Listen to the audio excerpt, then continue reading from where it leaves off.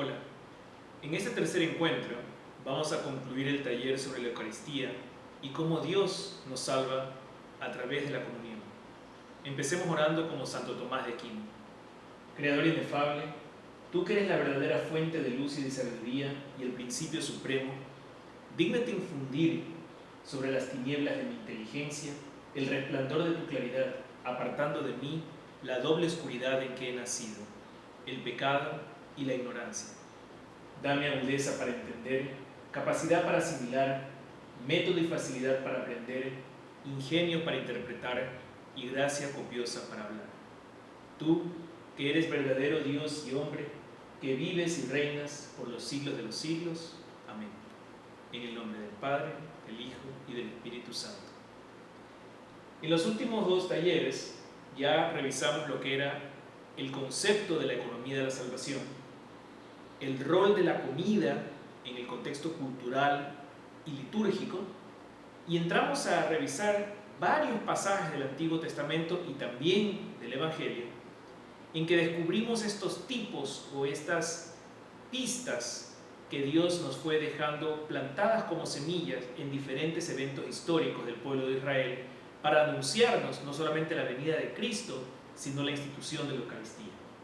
Y terminamos hablando sobre cómo las alianzas que hizo Dios con el hombre en los diferentes pasajes de las Escrituras nos enseñan y nos apuntan hacia la última alianza, que es la que Cristo hace y que sella con su sangre en la cruz. Y cómo la liturgia de hoy nos invita a renovar esa alianza cada vez que participamos de la Santa Misa. El día de hoy vamos a conversar justamente de la estructura de la Santa Misa, las partes y por qué es importante entonces no llegar tarde, por qué no debería llegar a la hora del Evangelio y ya escuché la misa y es válida, por qué es importante escuchar toda la misa y participar de la celebración desde que se recibe la bendición. Vamos a hablar sobre la presencia real de Cristo en la Eucaristía, que es un dogma de la Iglesia Católica y en el que los católicos tenemos que creer firme y fervientemente, porque nuestra salvación depende de eso. Y finalmente vamos a hablar de las gracias que fluyen de este sacramento, cómo nos beneficiamos los católicos cuando comulgamos. Vamos a empezar entonces hablando de las principales partes de la Eucaristía. Hay que entender que la misa en sí también es un movimiento de la historia al misterio, como vimos en las historias en la clase anterior, en que conversábamos cómo la historia del pueblo de Israel nos fue llevando y los llevó a ellos hasta la plenitud de los tiempos al encuentro con Cristo, el Mesías, quien instituyó la Eucaristía, donde finalmente se hace uno con su pueblo. De la misma forma, la Santa Misa tiene dos grandes partes: la liturgia de la palabra y la liturgia eucarística. En la liturgia de la palabra justamente escuchamos en la primera lectura, por ejemplo, típicamente una lectura del Antiguo Testamento, luego uno de los salmos, como de hecho ya se leía en las sinagogas judías, y finalmente una de las epístolas de San Pablo, que también es algo que los primeros cristianos introducen cuando reciben estas cartas en las diferentes ciudades, en Tesalónica, en Éfeso, en Corinto, y empiezan a leer estas cartas de Pablo en un contexto litúrgico. Y es así como más tarde, 400 años más tarde, se incorpora al canon de la Biblia las cartas de San Pablo, que ya tenían 400 años de tradición como parte de la liturgia cristiana. Entonces, la misa que celebramos hoy, en el siglo XXI, se compone de esta liturgia de la palabra, donde primero nos adentramos en los eventos históricos mediante el recuerdo a través de la palabra de Dios de esos eventos que nos llevaron hasta la plenitud de los tiempos. Por eso es importante llegar temprano a misa y escuchar la primera lectura, el salmo, la segunda lectura y por supuesto el Evangelio, que es esta pequeña foto de un instante, de un episodio de la vida pública de Cristo, que ya nos prepara para, en el clímax de la liturgia de la palabra, pronunciar el credo, en el que se resume toda la historia de la creación, y ahí sí empezamos la liturgia eucarística. Esta Eucaristía es una representación de toda la economía divina. Recordemos que era la dispensación del amor hacia el hombre. Y en respuesta a esta preparación que nos da la liturgia de la palabra, la liturgia de la Eucaristía se centra ya en el misterio pascual, es decir, en el sacrificio de Cristo en la cruz y que se hace presente en el sacrificio que el sacerdote ofrece en el altar en la iglesia. San Agustín decía: creemos firmemente que el Señor murió por nuestros pecados y que todo eso sucedió una vez y para siempre. La verdad histórica nos muestra los eventos como sucedieron y la liturgia, sin repetirlos, los celebra y evita que los olvidemos. Esto es lo que dijo Cristo en la última cena: esto es mi cuerpo, que es entregado por vosotros, haced esto en memoria mía. Es una instrucción que le da a los apóstoles y nos da a cada uno de nosotros: celebrar esta Eucaristía, la fracción del pan. En el Sacrosanctum Concilium, que es un documento del Vaticano II, se definieron 3 modos en que Cristo está presente en la misa: las especies eucarísticas, el sacerdote ordenado y su palabra. No es por tanto accidental ni fortuito que la proclamación del Evangelio la recibimos respondiendo: gloria a ti, Señor Jesús. De hecho, una de las historias muy conocidas del Evangelio de Lucas es la de los caminantes de Emaús. Sabemos que después de la crucifixión y muerte de nuestro Señor, Él resucita y dice en el capítulo 24 de Lucas que ese mismo día de la resurrección, 2 de los discípulos, se dirigían a una aldea llamada Emaús. Iban conversando entre sí de todo lo que habían acontecido. Y mientras comentaban y discutían, el propio Jesús se acercó y se puso a caminar con ellos. Y cuenta Lucas que ellos primero estaban acongojados, tristes, desconcertados por la muerte de Cristo. Pero entonces Él empieza a hablarles sobre Moisés y los profetas. Dice: Jesús empezó a hablarles. Dice: necios, torpes de corazón, para creer todo lo que anunciaron los profetas. ¿No era preciso que el Cristo padeciera estas cosas y así enfrentara su gloria?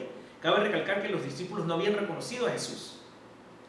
Y comenzando por Moisés y por todos los profetas, les interpretó en todas las escrituras lo que se refería a Él. Y entonces llegaron cerca de la aldea donde iban, y Él hizo un ademán de continuar adelante, pero lo retuvieron diciéndole: quédate con nosotros porque se hace tarde. Y entró para quedarse con ellos. Y cuando estaban juntos a la mesa, tomó el pan, lo bendijo, lo partió y se lo dio. Y entonces se le abrieron los ojos y le reconocieron, pero Él desapareció de su presencia. La Iglesia siempre ha reconocido en el episodio de los caminantes de Emaús la liturgia de la palabra y la liturgia eucarística. Miren cómo Cristo primero comienza recordándoles por Moisés y por todos los profetas la historia de la salvación.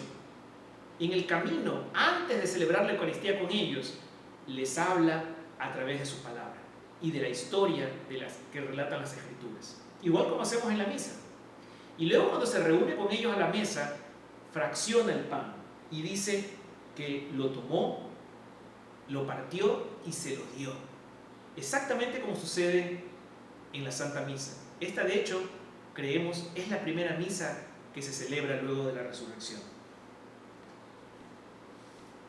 Y en general vamos a ver que los apóstoles ya celebran la fracción del pan rutinariamente. Lo leemos en Hechos de los Apóstoles, capítulo 2, versículo 42, en que los apóstoles estaban comprometidos con la oración, con la fracción del pan, con la vida comunitaria y con la doctrina de los apóstoles.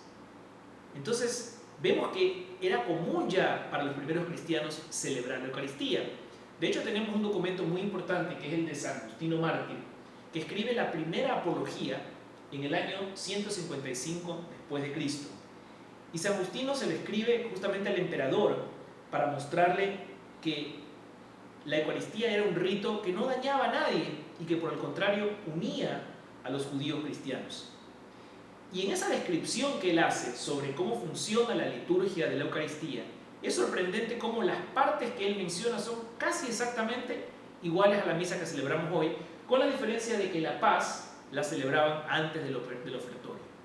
Pero básicamente, él dice que había lecturas de los profetas y de los salmos, que luego se leían las epístolas justamente de San Pablo, se leía el Evangelio, Y entonces había una reflexión ante la asamblea, dice, por tanto, cuanto el tiempo permita. Es decir, no eran unas homilías de 5 o 10 minutos, como a veces nos sentimos obligados a escuchar, o ya estamos cansados cuando el sacerdote toma más de 10 minutos en leer.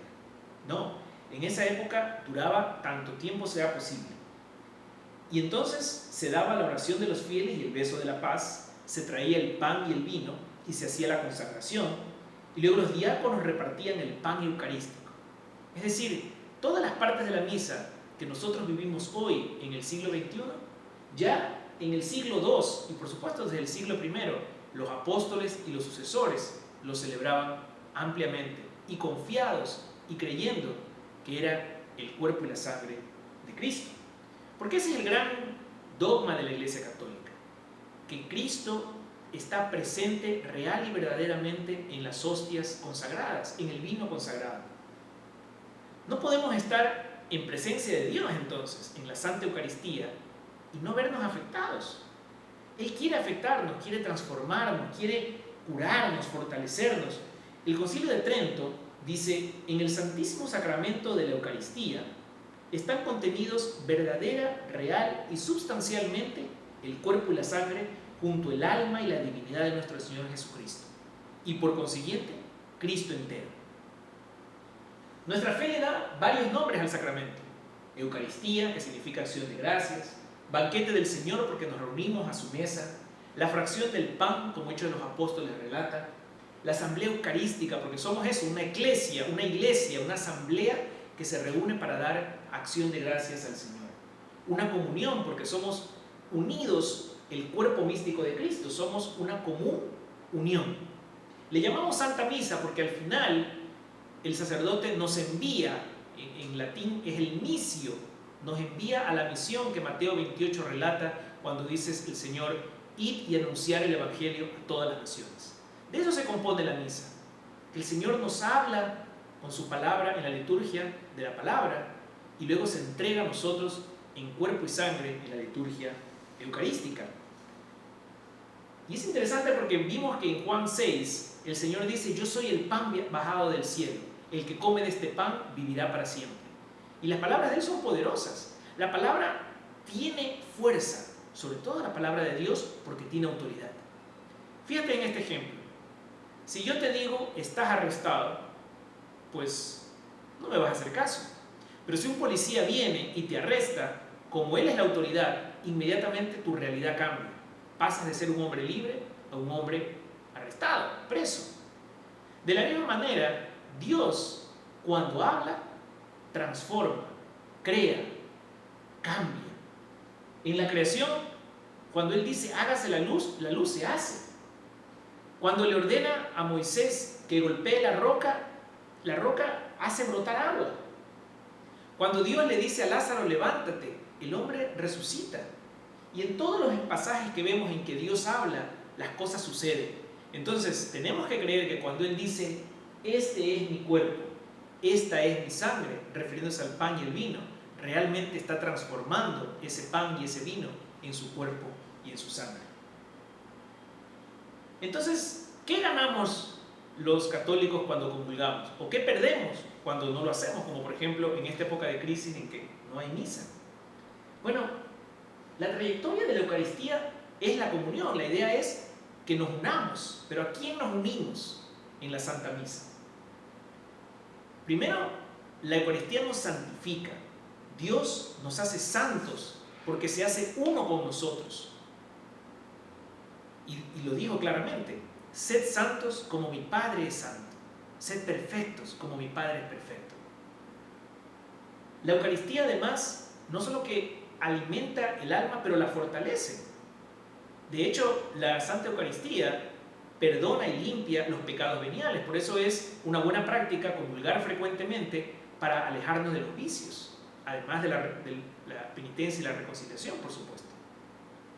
Si todos los días, no en época de crisis, pero cuando es posible salir, trotamos, andamos en bicicleta, vamos al gimnasio, comemos sano, tomamos vitaminas y cuidamos nuestro cuerpo a diario, ¿por qué no tener ese mismo cuidado con nuestra alma?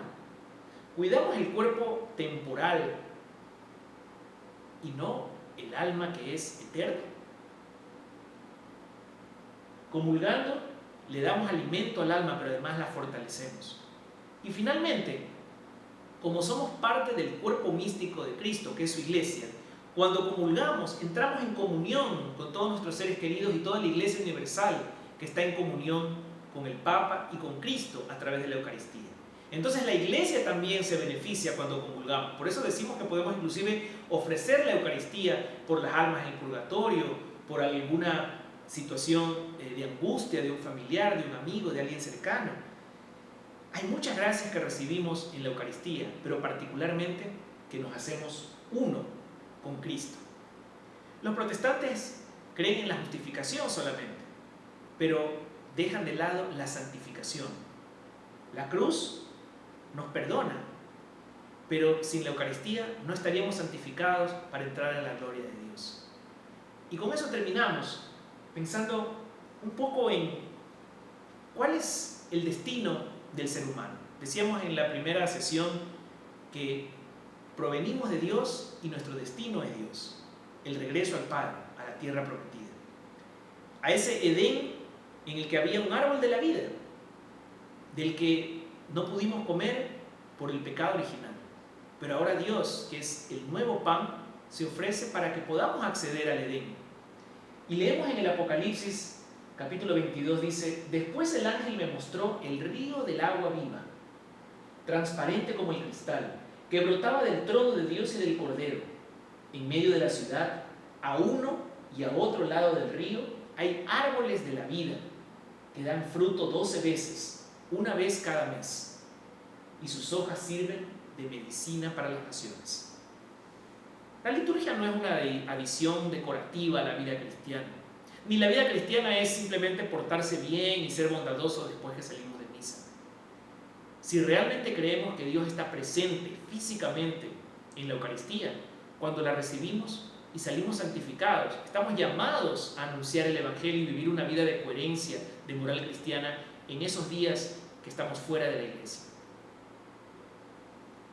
La relación personal con Cristo solamente alcanza su clímax en la Eucaristía. Comulgar es adorar, pues al comer la hostia consagrada, dejo que Dios entre en mí.